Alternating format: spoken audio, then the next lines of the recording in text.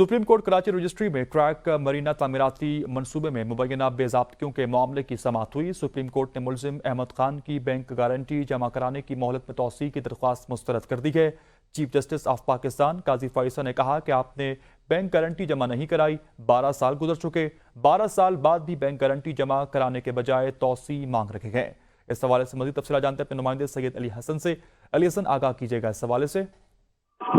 देखिए जी, supreme court Karachi registry में chief justice of Pakistan justice Qazi Faisal की सरबराही में 3 रुकनी बेंच के रूबरू क्रीक मरीना तामीराती मंसूबे में मुबैना बेज़ाब्तियों के मुतल्लिक केस की समाअत हुई है। समाअत के दौरान दरख्वास्त गुजार की जानिब से ये कहा गया कि सिंध हाई कोर्ट ने 2012 में बैंक गारंटी जमा कराने का हुक्म दिया था।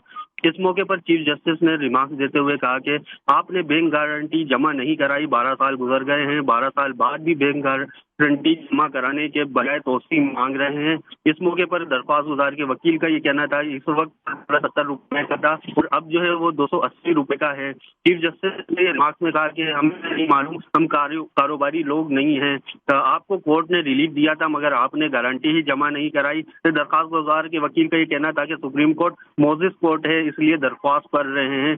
जिस पर चीफ जस्टिस ने ये रिमार्क देते हुए कहा कि ख्वाजा साहब, सुप्रीम कोर्ट मोजिज नहीं होती, मोजिज जजेस होते हैं। वुज़रा भी पार्लियामेंट में मोजिज रुकन कहते हैं, मोजिज पार्लियामेंट नहीं कहते। हमने अंग्रेजों से अंग्रेजी सीख ली है।